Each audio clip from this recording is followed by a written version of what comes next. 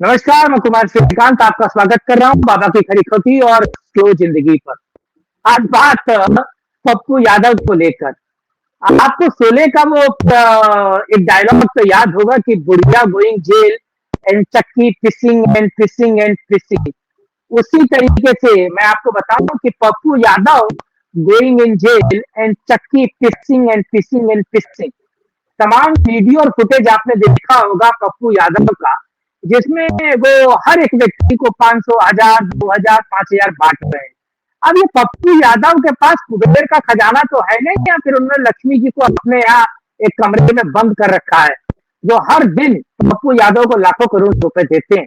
और पप्पू यादव जाने जाते हैं चुनाव में अंधाधुंध खर्च करने के लिए, और पत्रकारों को भी पैसा देने के लिए, और कहा जाए तो आम जनता को भी खूब भरपूर पैसा देते हैं। ये पैसा आता कहाँ से है? और वो भी ऐसा नहीं है कि ये पैसा गुपचुप तरीके से देते हैं, वो मीडिया कैमरों के सामने और मोबाइल्स के सामने, तमाम दर्शकों के सामने ऐसे लाखों करोड़ रुपए पप्पू यादव लुटा चुके हैं। एक बार पप्पू यादव ने ये कहा था कि वो 3 करोड़ से ऊपर पैसा जो है वो एक साल में बांट देते हैं। तो ये पैसा आता कहाँ से? कौन सा बंदर बाट है, कौन सा बंदर खेल है? और आपको याद है एक व्यक्ति जिसका नाम है लॉरेंस बिश्नोई ने सिर्फ एक बार पप्पू यादव को हेलो बोला था। उसके बाद मुझे याद है कि 300 किलो का जो आदमी है पप्पू यादव, उसके 10 तो लग गए थे। तो आज जरा पप्पू यादव को इनकम टैक्स डिपार्टमेंट ने नोटिस भेजा, पूछा कि भाई ये पैसा कहां से ला रहे हो, ये पैसा कहां से दे रहे हो? और जो विश्वसनीय सूत्र बताते हैं कि दरअसल पप्पू यादव जो पूरे दिन तेजस्वी को गरियाते हैं और कांग्रेस का किला ठोके बैठे हुए हैं, जो आरजेडी और तेजस्वी में तमाम कमियां निकालते हैं, और वो आप कहा जाता है कि Y plus Z plus security मिलने के बावजूद भी नरेंद्र मोदी के पीछे हाथ धोकर पड़े हुए थे। होना हमारा तो कुछ नहीं है, एक सीट तो जीत गए पूर्णिया की, लेकिन अब वो जेल जाने वाले हैं। मेरे साथ पप्पू यादव के बहुत अच्छे मित्र, अगर मैं कहूँ तो राकेश सिंह पटवार जुड़े हुए हैं। वो 300 किलो का है और ये केवल 60-70 किलो के हैं। अब इनके बीच दोस्ती कैसे है, जरा इसको भी समझा जाए। अब पप्पू यादव पर राकेश सिंह परमार क्या कहना चाहते हैं? राकेश भाई, आपका बहुत बहुत स्वागत है। आपके मित्र जेल जाने वाले हैं राकेश भाई। श्रीकांत जी, आपको और आप के सभी दर्शकों को प्रणाम। और दूसरा कि मैं पप्पू यादव को कभी मिला भी नहीं हूँ, टीवी के अलावा कभी देखा भी नहीं हूँ। तो अगर ये ना मिले ना जाने अनाम प्यार है तो मेरा प्यारा है, उसमें कहीं कोई दो राय नहीं है। एक पिक्चर आई थी ना, वो तेरे नाम, बिना देखे हुए प्यार वाला। अगर आपको आ रहे हैं तो हमको इनकार नहीं है। आपके ही कृपा से और वजह से मैं छोटा मोटा पत्रकार बन गया हूं, तो उस तरह का भी प्यार नहीं है जो पत्रकारों को बांटता चलता है, उस तरह का भी मेरे साथ नहीं है। कभी मिला ही नहीं है तो उस प्यार का इजहार क्या। अब आते हैं सीरियस नोट पर। श्रीकांत जी, पप्पू यादव कोई व्यवसाय नहीं करते, उनका हलफनामे में कोई नौकरी नहीं है, कोई खानदानी जमीन नहीं है, जमींदार भी नहीं है, क्योंकि उनका खुद ही कहा है कि भाई ये जो ठाकुर ब्राह्मण और जो कथित सवर्ण समाज के लोग हैं वो हम लोगों को दबाए कुचले हैं, हमारे बाप दादा को अपने यहाँ नौकरी पर रखे हैं, रोजगार मुफ्तगिरी कराते थे। तो जिनके बाप दादा, मैं पप्पू यादव के कंठ में सिर्फ पप्पू यादव के लिए कह रहा हूँ, उनके शब्दों में कि हमारे बाप दादा को ये सब ठाकुर ब्राह्मण लोग अपने यहाँ नौकरी चाकरी रखते थे, बेरोजगारी बेकारी कराते थे, उनके पास पैसा कहाँ से आया? हाँ, या तो वो जमींदार होते कि 500,000 बीघा का खेत होता तो लगाना और मालगुजारी आता उससे बांट रहे होते, कोई व्यवसाय होता या कोई तेल का कुआं इनके पास होता या कोई सोने की खदान होती। ऐसा उन्होंने एफिडेविट में नहीं दिया हुआ है। तो यह जाहिर सी बात है कि इस बात की पूछताछ होनी चाहिए और इसकी जांच भी होनी चाहिए। पप्पू यादव को पहली बार नहीं इस तरह के काम करते हुए पकड़े गए हैं। आपको याद होगा कि वो लोगों के मदद के नाम पर कई बार ऐसा हुआ कि वो पैसा और कैमरा बुला करके, मतलब ये नहीं कि कोई स्टिंग ऑपरेशन नहीं है, किसी ने चोरी छुपे उसका वीडियो नहीं बनाया, वो बाकायदा पत्रकारों को बुलाया है और उनके सामने पैसा बांट रहा है। बल्कि एक वीडियो तो मैंने देखा, एक महिला खड़ी थी और वो 8-10 नोट निकाला, एक एक करके गिना गिना सारे बड़ा छोड़ने का, फिर एक नोट उसको दिया, हमारे गांव के आली जी की तरफ से, कि हमारे आली जी 10-20 नोट रखते थे और उस सबको निकाल के गिन कर 2 रुपए निकालते थे कि चाय के ले लीजिए। तो वही हमारे गांव के आली सिंह जैसा वो काम किया जो सभी लोग हंस रहे थे। अब सवाल है कि इसमें 2 मामला बनता है। अभी बिहार में आदर्श चुनाव आचार संहिता लगा हुआ है, तो यह आचार संहिता का भी केस बन रहा है। मुझे मालूम नहीं है, आप तो मेरे से बड़े और तगड़े पत्रकार हैं। आपको कोई सूचना है कि क्या चुनाव आयोग ने भी कोई नोटिस दिया है? और यह नोटिस चुनाव आयोग के जी, माध्यम से है? चुनाव आयोग का भी नोटिस है, शिकायत की हाँ, गई थी चुनाव हाँ, आयोग। वो हाँ, ज़ाहिर-सी बात है हो ही गया होगा और आयकर पर भी बनता है। अब 2-3 चीज़ें पप्पू यादव को परेशानी में डाल सकते हैं, थोड़ा बहुत कानून का जानकार होने के नाते। पहला कि अगर आपके पास अपना भी पैसा है, तो चुनाव में नहीं पैसा खर्चा कर सकते, पहला नंबर बात।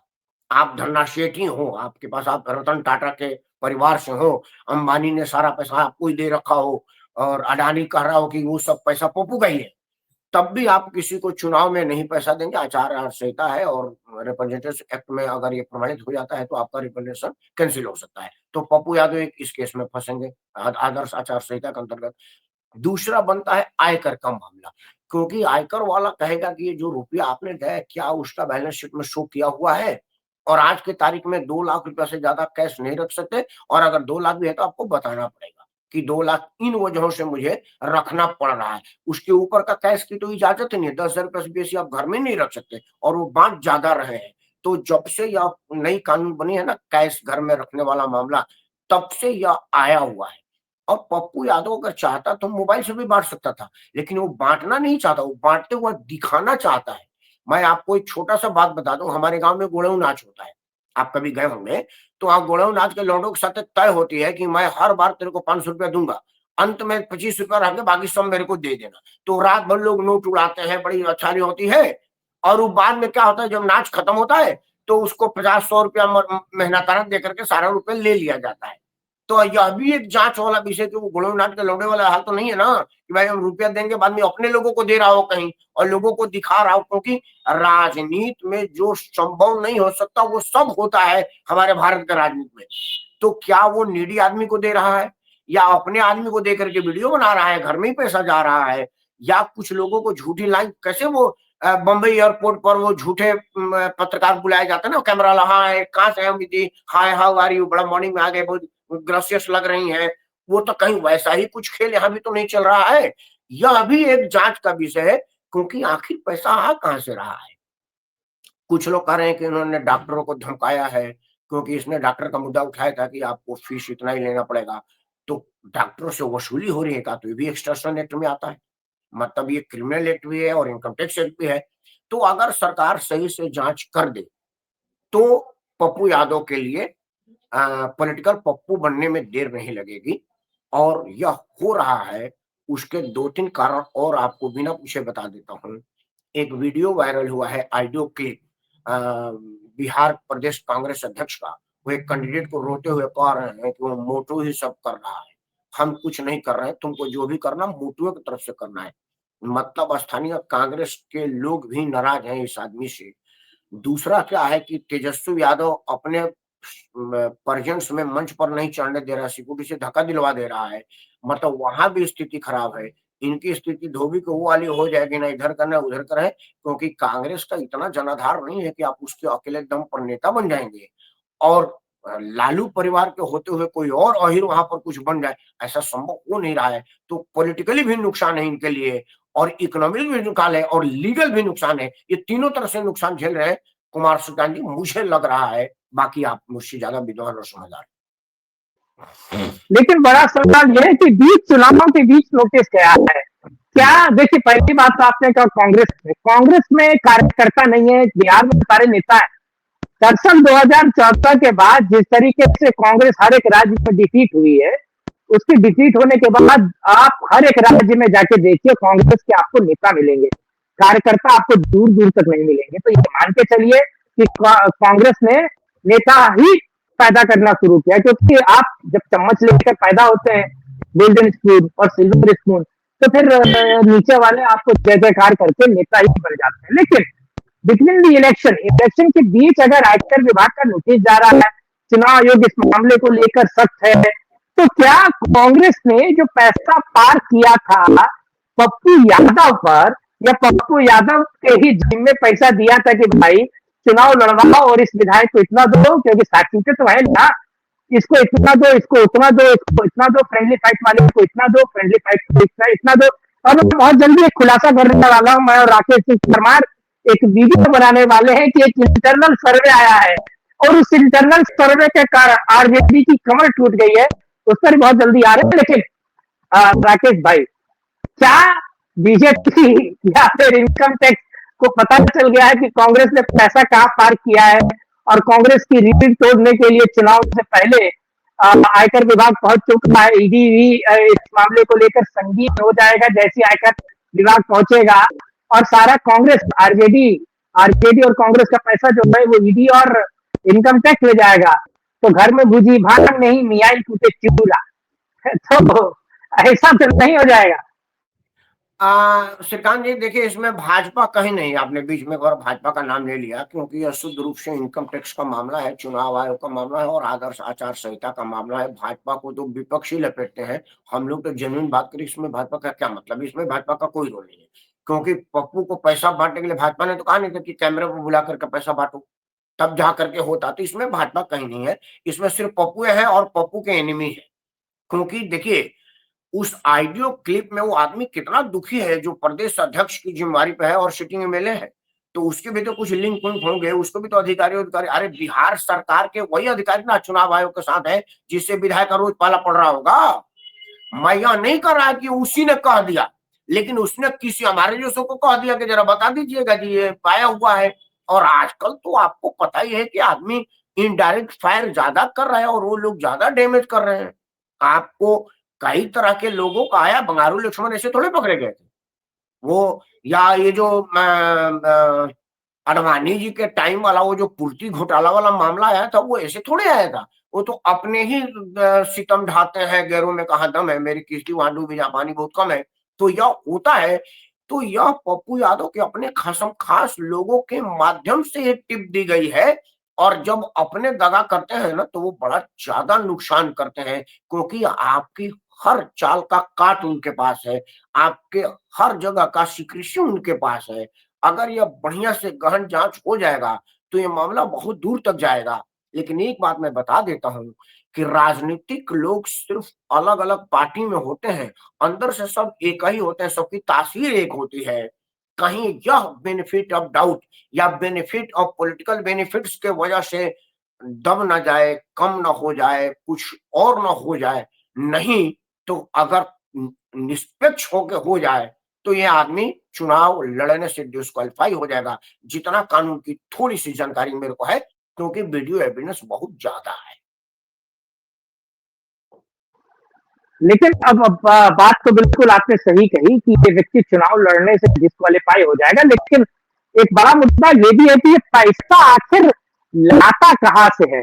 अब ऐसा तो नहीं है कि ये राजनीतिक स्पेस में है या एक्स का जो एक्स है यानी कि ट्विटर उसका मालिक है, फेसबुक का मालिक है, जुगरबर्ग है, या इसकी रिलायंस के साथ साझेदारी है। ये भी नहीं कह सकता कि अडानी इसका दोस्त है या फिर बिजनेस पार्टनर है। तो ये पैसा ला कहां से रहा है?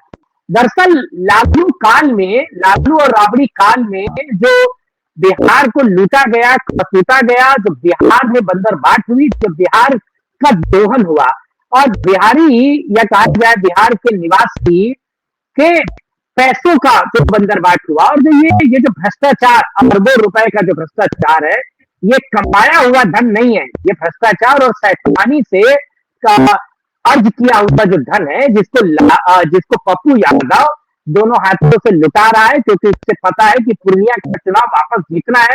और अगर कांग्रेस कोटे से वो अपने 6 से 7 विधायक जिता लेता है तो कहीं ना कहीं वो विधायकों के दम पर खास तौर से बिहार के चुनाव में बहुत कुछ खेल कर सकता है। और चुनाव के बाद जब रिजल्ट आएगा तो भी वो एनडीए के साथ डील कर सकता है, या फिर कहा जाए तो बहुत कुछ कमा सकता है। ये सारी भाग दौड़ जो है वो इसी कारण है। राकेश भाई, आपने समय दिया और इस मुद्दे पे बात की। मुझे लगता है फाइनल रिमार्क आप कुछ कहना चाहते हैं।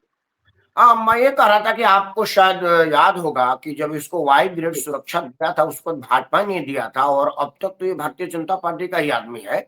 इसका गेम हाँ, यह था, कांग्रेस ने इस पर एक दाव खेला है कि जस तेजस्वी इसको मंच से उतारते हैं तो कांग्रेस एक झूठा यादव के विरुद्ध में एक सच्चा यादव, क्योंकि यादव तो ये पक्का वाला, इसमें कहीं तो नहीं है, लालू प्रसाद के परिवार जैसा गरड़िया यादव बन के नहीं घूम रहा है। लालू प्रसाद का परिवार रंगा सियार है, पानी में डुबकी लगाएगा रंग उतर जाएगा, लेकिन यह ओरिजिनल यादव है, अहिर का बच्चा है।